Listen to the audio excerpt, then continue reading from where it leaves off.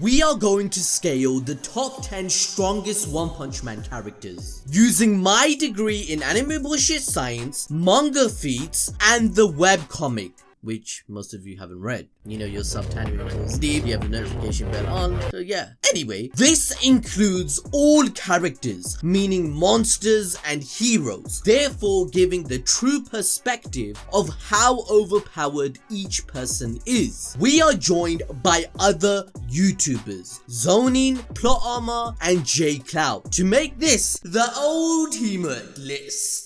Now let's talk about the man who has never faced a single defeat, the savior of planet Earth, aka the strongest man on the planet. He's straight out of a movie. Monsters quiver in fear when they hear his name. This man is so powerful that he made monsters have a mental breakdown just by standing. Another time he made them melt away from the pressure of his reputation. And if that doesn't work, then his power of luck will force other heroes to do the dirty work for him. His bloodthirsty stance sends a chill down the spine of multiple dragon level threats at once, showcasing his supremacy over other S-class heroes who struggle with only one. Once he threw a world-ending missile into a black hole, cut an apple so fast that the fruit itself didn't realize it and the cells regenerated subconsciously. This humble man, ladies and gentlemen, who doesn't like to take credit for his feats, is none other than King!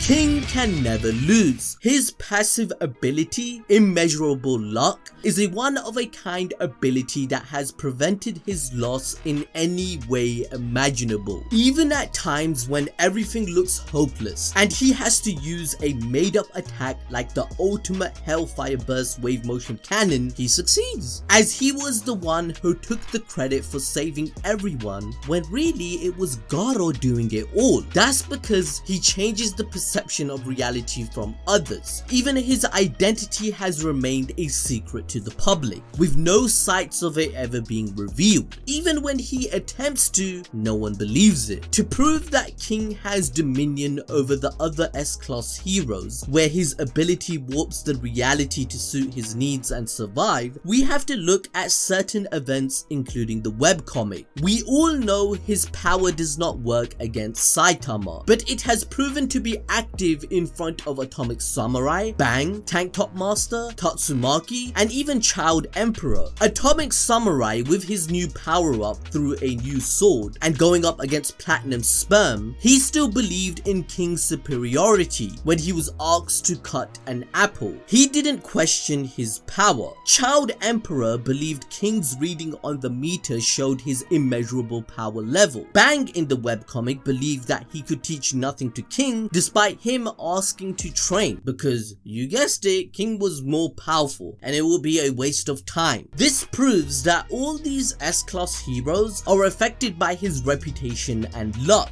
while Saitama isn't and looks at him through a different lens of reality. Furthermore, in the recent chapters, if King was truly so weak, when Garou activated his nuclear fusion fist, he would be the first to die since he isn't powerful and is a normal human. However, his power of luck has showcased his survival. King, in fact, seems to be in better shape and conscious compared to all the other S-class heroes who are dying from the radiation. Therefore, King scales higher than the others. Next up on the list is Metal Knight, the rank 6 hero from the Hero Association. Since his debut, Metal Knight, also known as Dr. Bufoy, has been, how do I say it? He's a sussy baka.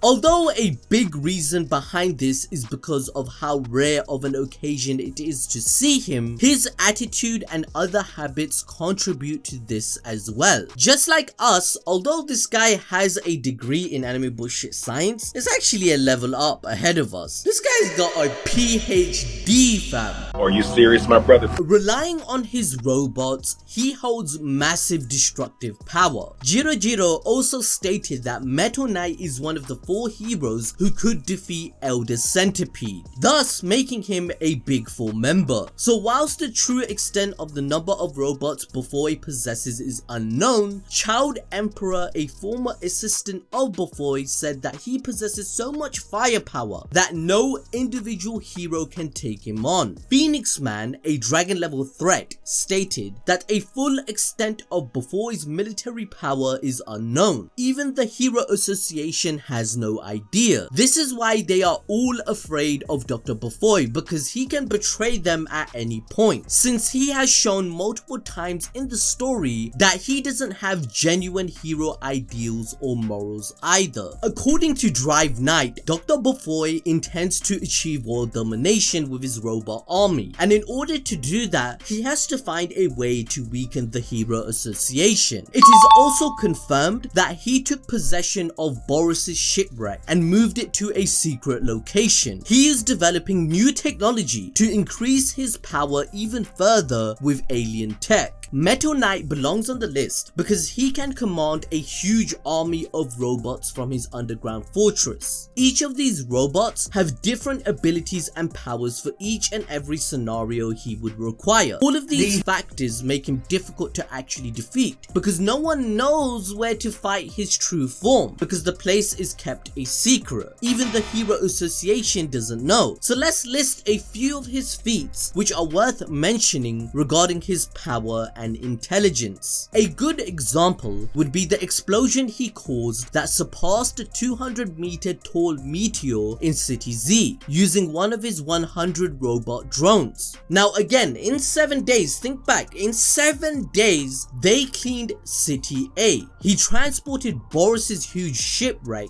reverse engineered its technology, and built a new headquarters using it, with all the highways and city created. In 7 days, that is ridiculous. He also employed a huge mothership with hundreds and hundreds of drones that surpasses your average A-class hero to remove the garbage. When Tank Top Master tried to stop it, it one-shot him, even though it's supposedly just construction equipment and not built for battle. That's how OP Dr. Bufoi is. Bufoi promised to nuke the city and the Monster Association before the invasion. This makes him the 5th individual with the power to completely annihilate an entire city, along with Genos, Tatsumaki, Garou, and of course, Saitama. Our next entry on the list of the very strongest is once again not on the side of the good guys. They may start small, but they're confident, and man do they look to prove everyone wrong. It's Platinum S. But let's not get ahead of ourselves. First we have to start off with the little guy to see just how powerful they become. Though Black S isn't on the same level as their evolution to Platinum or even Golden S, on its own, it already packs a seriously hard and flexible punch. With an unassuming and often underestimated appearance, Black S is easily on par with an A-class hero, and that is just one single cell of it. Not to mention they are a dragon level threat without having to combine. With these dark monsters, the whole of them can change their form and grow in size to both demonstrate their power as a unit and to enhance their capabilities substantially. Consider now that there are millions of these cells that are ready to attack their foes. And even when they're sliced and diced, all they have to do is divide more and conquer, just like the saying goes. But with the twist of it being a division that leads to victory. With their basic power, Black S is able to do things like hold down Sweet Mask, who arguably has S-class abilities, and even overpower Genos and rip off his metal limbs. Later, at Golden S level, this stronger form is able to withstand the legendary Sunblade attack of Atomic Samurai, only losing an arm in the process. But why is Platinum S so much stronger than both of these forms? Well, for one, it is the result of a 53 trillion member fusion of the Black S cells called Coalescence, leading this monster to its pinnacle of power. Being able to merge individual parts of yourself that are initially on par with A-class heroes is already a feat to be sure, but then it goes even further. Due to this combination, speed, strength, reflexes, and durability skyrocket to new levels for Platinum S. Additionally, Flashy Flash's renowned speed meant nothing to this mysterious being, and Platinum S easily took him down with a punch, taking him out of the fight. Beyond that, despite having combined many trillion cells, Black S had the foresight to send a handful away to ensure their survival, always thinking ahead in a battle and planning for success. And really, that's the reason Black S was part of the executives of the Monster Association. And you know what? If what Psychos believed is true, he should have teamed up with Homeless Emperor sooner if he wanted to destroy anyone who tried to stop him. In the end, there's always going to be a bigger and better monster or hero to make its way to the top of the food chain. It was only a matter of time until Platinum S was surpassed. But that doesn't stop a single Black S from surviving all these intense battles, later moving in with Saitama in the webcomic. I've been Slice of Otaku from Plot Armor, thanks for having us. At number 7, we have Psychos and Orochi in their merged form. Honestly,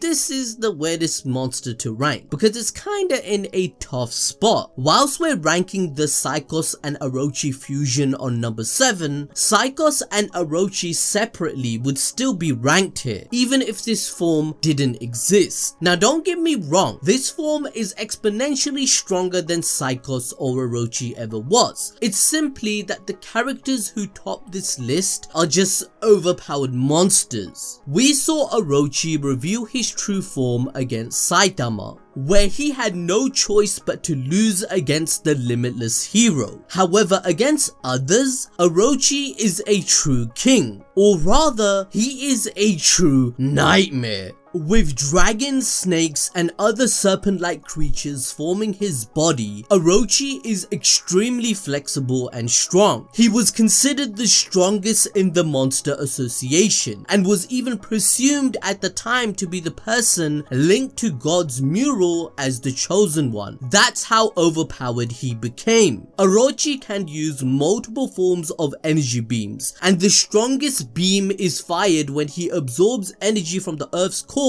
and fires it off. This is called the Gaia beam. Through all of his fights, Orochi was never contested if we were to exclude Saitama, as Orochi alone is stronger than multiple homeless emperors, and is the reason why Dr. Bofoy gave up on the whole operation in the first place, knowing that they wouldn't really win just because of the presence and immense power of Orochi. Moving on, his master Psychos believes she is even stronger. At her base form, she claims to be able to fire off beams stronger than the Gaia cannon, which is easily a multi-continental attack. She can also fight well against a base Tatsumaki, which is a massive feat in itself, as most can't even stand in front of her. This is the strongest Esper in the entire world. Psychos even felt confident enough to overpower King Orochi at his strongest level that she was aware of at the time. Of course, it turned out that Orochi was hiding some power from her, and he had only been brainwashed by her to keep in line and be obedient. Orochi could be stronger, if not equal in power level. Therefore, when Psychos got bodied by Tatsumaki, and the same happened to Orochi by the hands of Saitama, the two struggled to survive, but Psychos combined herself with all the monsters and absorbed them with her roots. On the other hand, Orochi started absorbing his master Psychos in hopes of being the sole survivor. As we know, this didn't happen. The two merged into one due to being equal in strength. This power struggle gained God's attention, who blessed the two with his divine powers, making them even stronger. In this combined form, they were capable of separating a huge chunk of Earth's crust with ease. The sheer energy of this attack caused this. There was massive chunks of Earth's crust to float several hundred feet into the air for a while, causing worldwide earthquakes, tsunamis, and natural disasters. Now, before you start thinking, wait, even God bless them, Psychos Orochi combination, they must be OP, they must be scaling higher than Boros. But nah, that's not the case. Because to put it into perspective, Boros's earth-ending beam against Saitama looks like this. it was going to end humanity. Compared to the feat of taking Earth's crust, you can understand why they would be at number 7 and Boris is stronger. Whilst the two couldn't win against Tatsumaki, the Tornado of Terror required assistance from Genos and Drive Knight at some point. They even managed to get Tatsumaki this injured and actually near death if someone didn't heal her. So it depends on who would you support at what level. Tatsumaki basically shares the same spot. Okay, next up we have the Hero Association's greatest weapon, Tatsumaki. Tatsumaki was stronger than most heroes even before reaching her teenage years. Her psychokinesis in particular has always been extremely strong, and her output is said to be one of the highest in the One Punch Man universe. The One Punch Man manga's illustrator, Yusuke Murata, stated in an interview that Tatsumaki is strong enough to lift all of City Z. Once, she casually squeezed a demon-level monster who was taller than a skyscraper into a ball with 0 difficulties. Tatsumaki's powers can work at a distance of hundreds of miles from her physical body. She was able to pull an asteroid from space in order to kill a large dinosaur-like opponent. She also uses her psychic powers to levitate and fly, having extreme control over this, even under intense situations. She could even handle herself well when Psykos increased the gravity by 300 times. Now, if we assume that this is a 300 meteor max and we plug this into the Impact Earth website, we get this. I would say it's safe to assume that whilst Tatsumaki may not be able to wipe all life off the planet by herself, she would have no trouble destroying a large-scale city single-handedly, meaning that she could destroy Tokyo if she wanted, or where you are right now, or any other town on the planet, considering, well, you know, she can fly and is completely unaffected by any kind of atmospheric conditions. Just saying. At full power, Tatsumaki is simply overwhelming. She turned the Monster Association's headquarters upside down whilst shielding her allies. Furthermore, she completely dominated the combination of Psykos and Orochi after going all out. This happened during the climax of the fight and was sheer insanity. She had already summoned massive rocks from the sea, and now she could stop the combined monsters' attack that broke through the earth in seconds, sending a country-sized landmass flying for a few kilometers into the sky. Fed up, she then restrained this monster to the point that it couldn't move a muscle. She followed this by brutally twisting the monster, distorting all of City Z. And whilst she loves offense, Tatsumaki uses her psychokinesis for defense too. She can create massive barriers which can even fend off Orochi's attacks. These barriers are big enough to cover major parts of a city and can trap people inside it too.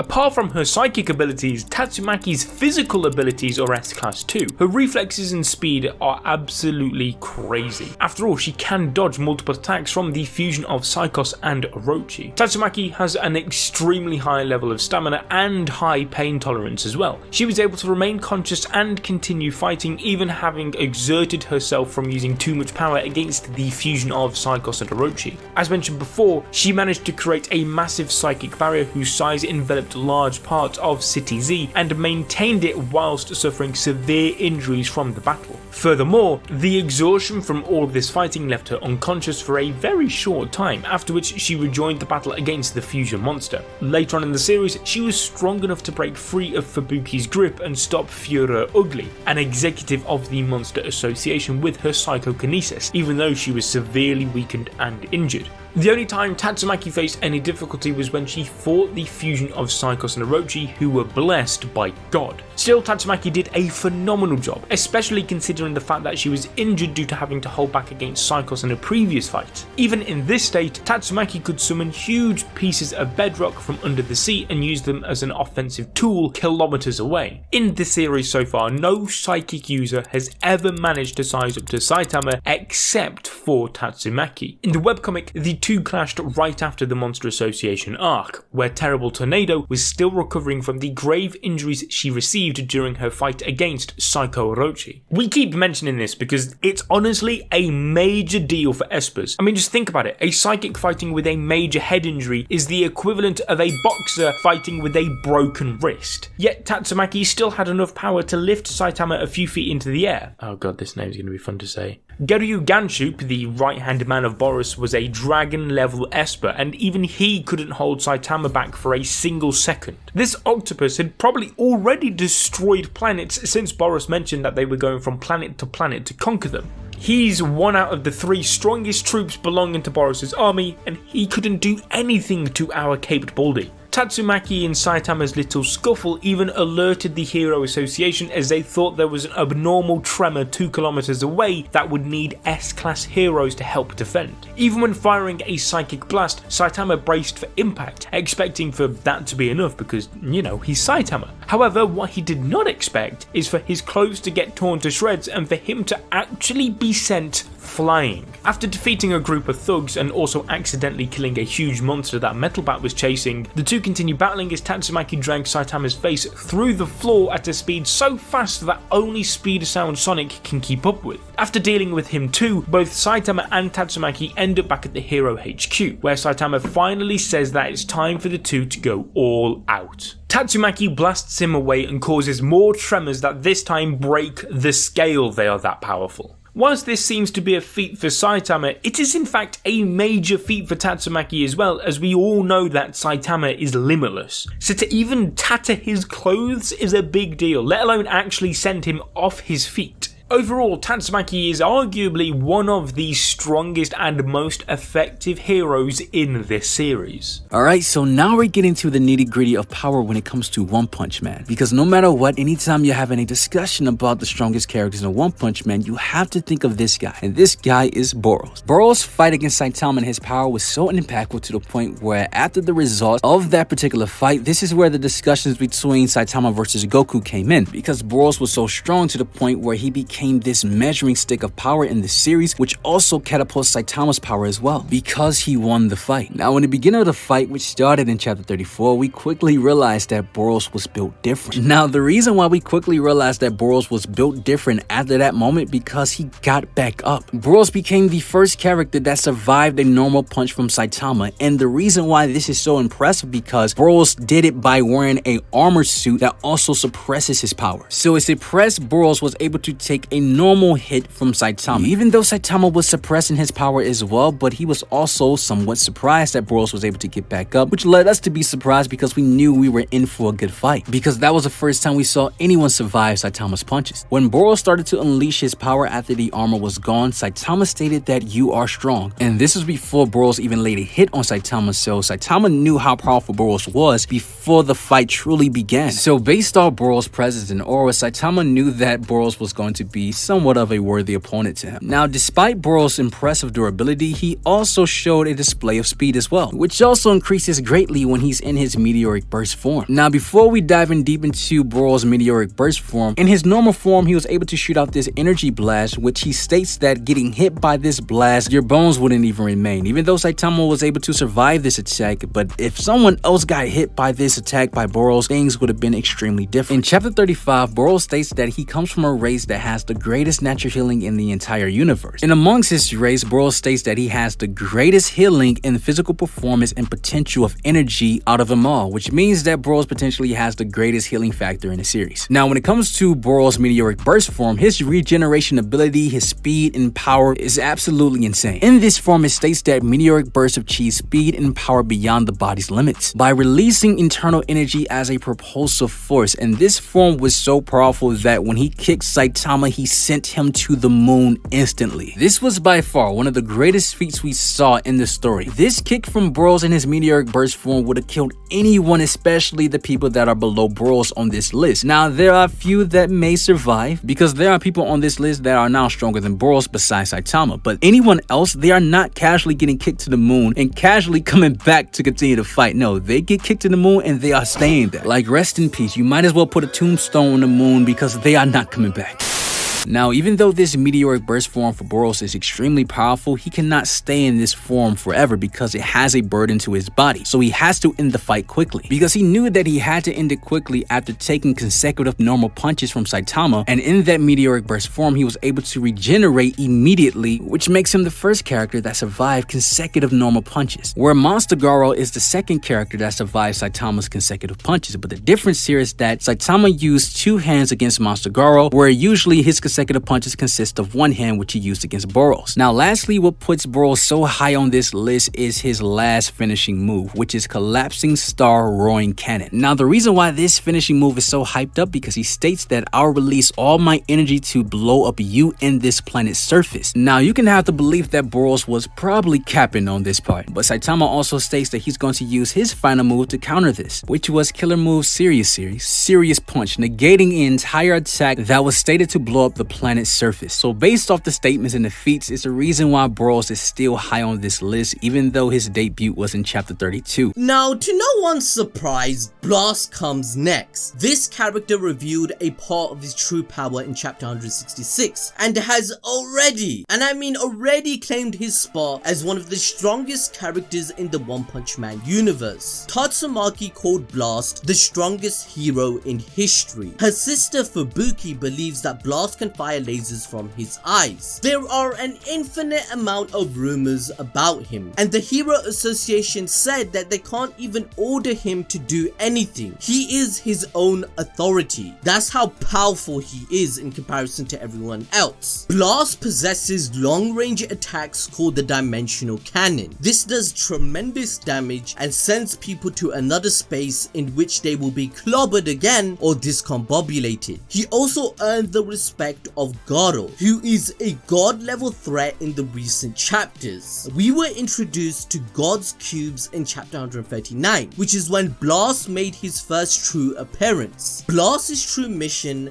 is to go against this character named God, but you don't need me to tell you that, right? You're not a silly willy, and you watched this video discussing that. And if you haven't seen it, make sure to hit the notification bell to ensure you don't miss out on these crucial videos that are so important to our community. But essentially, in this chapter, Blast, he flexed on us, showing that he has the ability to teleport. An infinity symbol is formed after he bumps his fist, which then creates a portal that Blast uses to travel through dimensions. He can use this to teleport any living being, including himself or anything else. Blast forces his opponents into an infinite loop of interdimensional travel by getting his opponents to dodge one portal whilst catching them off guard and placing another portal in their blind spot, the same way he forced Cosmic Garou in chapter 166. Combined with his gravity knuckles, this attack should be enough to get rid of most enemies. This forced teleportation is an endless process where you get beaten to a pulp as you return to your original dimension and get thrown into a portal again. If the opponent has massive endurance, then Blast can end the fight by simply trapping his opponent in an infinite loop of space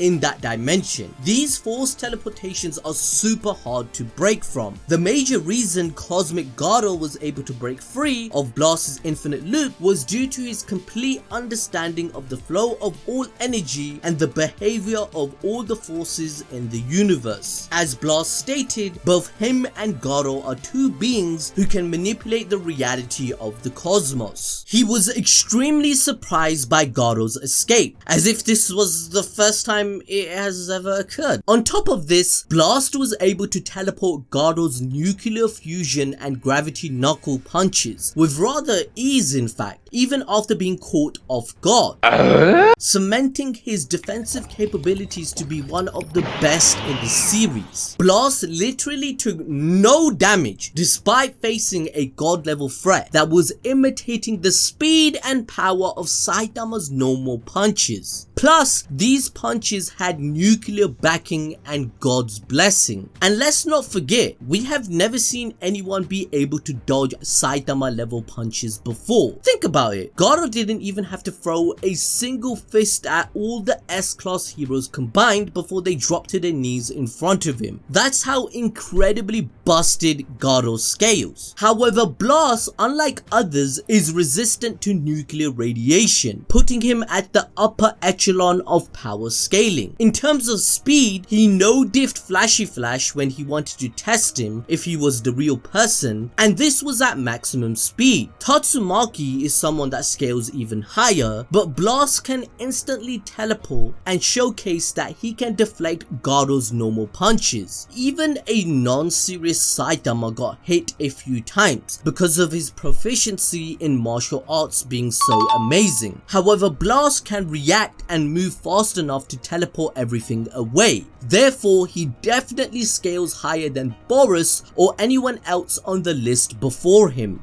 Even in chapter 167, Blast matches the top speed of Saitama and Garou. They throw a serious punch and he was still capable enough to react in time to teleport all of them away, which is absolutely insane because we already know that Saitama can go beyond 2000 times faster than light speed, for those that watched our last video scaling his power. Chapter 167 also displays the Guardian of the Galaxy, mentioning how they were surprised that there was another hero that can take on a being with divine powers like Garou, which implies that the Guardians believe Blast can 1v1 against Cosmic Garou and that it would be equal. Now obviously this is just basic power scaling, but if you want us to cover this in complete, then make sure to smash the like button. I'll now be passing the video on to Zoni. So we've talked about a lot of strong characters in this video so far, but now we're coming to like the objective strongest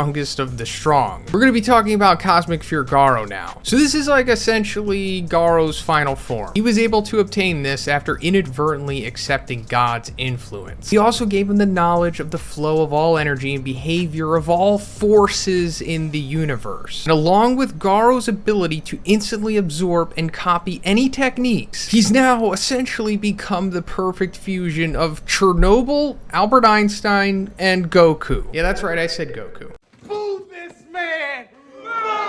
But with this newfound power, Garou can now just casually create nuclear fission with his strikes. And nuclear fission is the process that creates nuclear bombs. That means every strike that Garou throws is essentially the equivalent to a nuke exploding. But the fun doesn't stop there, because Garou can also create gamma ray bursts. And that is an explosion that occurs at the end of the life of a massive star and is the largest and most powerful phenomenon that has ever been confirmed in the universe. This thing is so powerful that it just blows Saitama away for like a chapter and a half. That alone is maybe the best feat in the series outside of what Saitama himself has done. Now, there's only really two characters that can kind of come close to Cosmic Garou at this point, and that's Psykorochi and Boros. Psykorochi simply just because of her own energy manipulation abilities, which were able to blow off that piece of the earth. And no offense to Genos, but he was able to deflect her blasts and even like beam struggle with her at points. But outside of that, she was still kind of limited in her overall abilities and was still pushed and nearly defeated by Tatsumaki. The other one is Boros, but Cosmic Garou has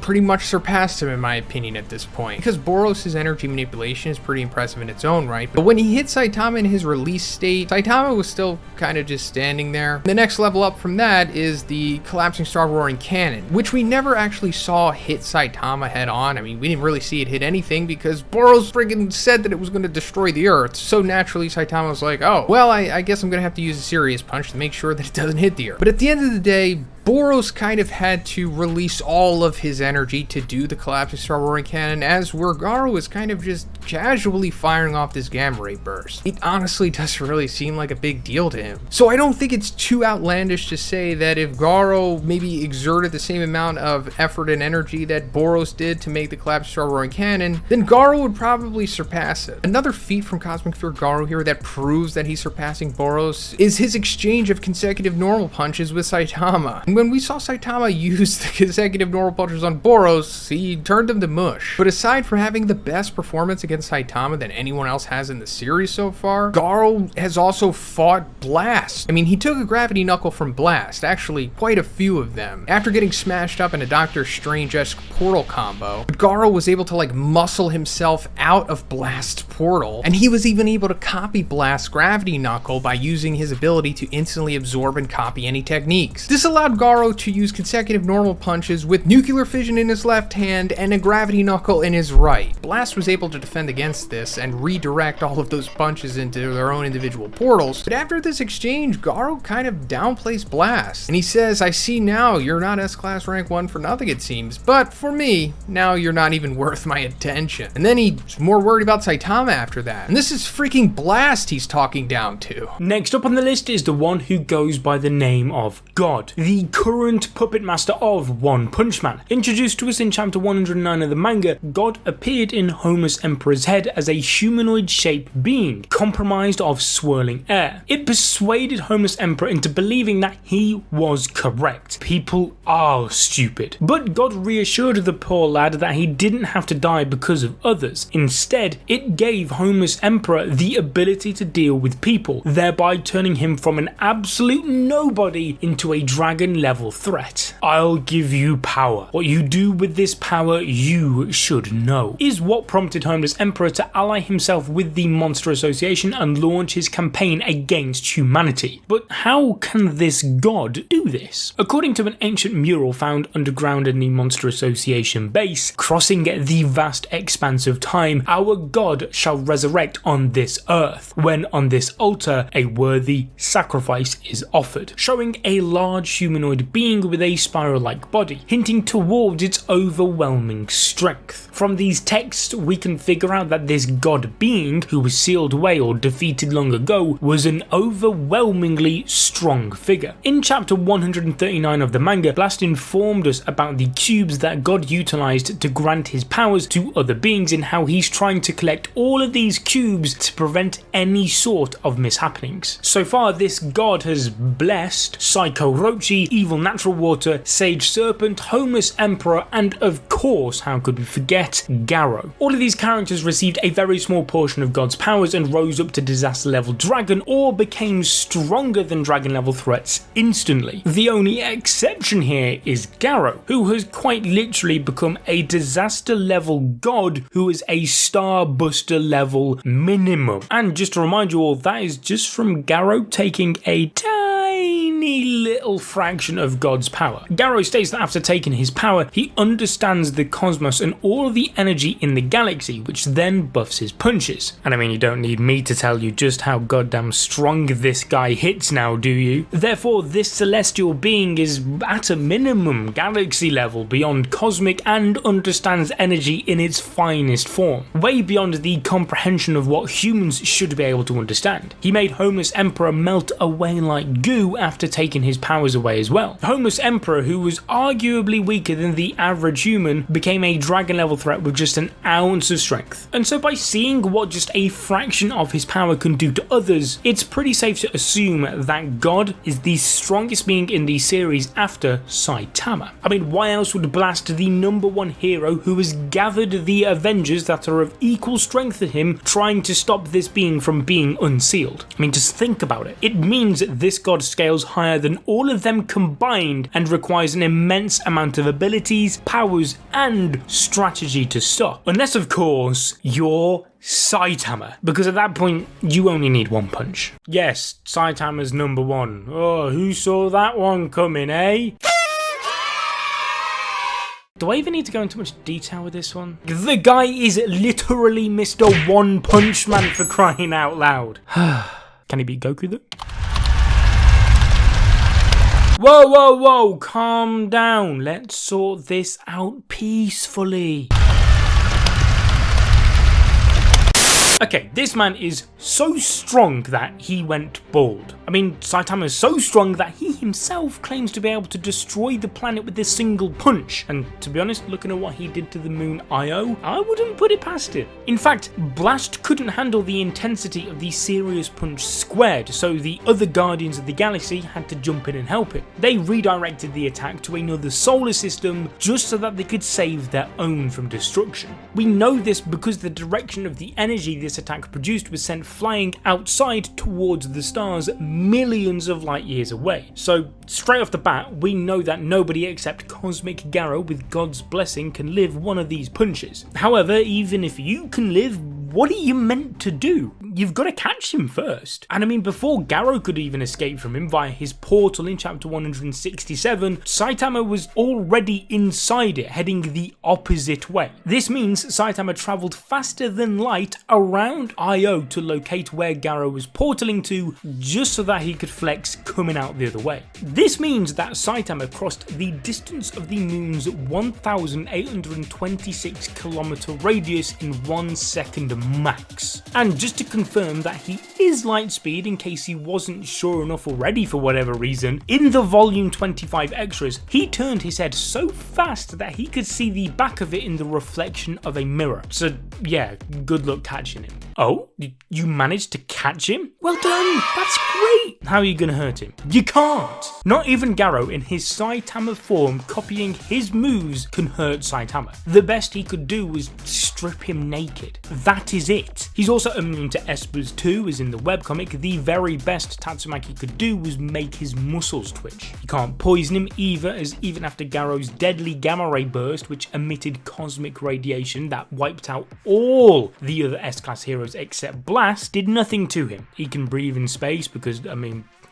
of course he can. And just in case he wasn't OP enough already, he can literally hold and move hyperspace portals just by touching them. Listen, you all clicked on this video knowing Saitama would be number one, and if you didn't, you've been reading Punch Man. I don't know what else to tell you. But if you want to go into more detail about how strong Saitama is exactly, with the science backing it up, where we quantify that he is more than 2,000 times faster than light, stronger than 500 billion SAR nuclear bombs and more, then you must watch this video on your screen right now. Trust me, I know it's a plug, but it's a goddamn good one.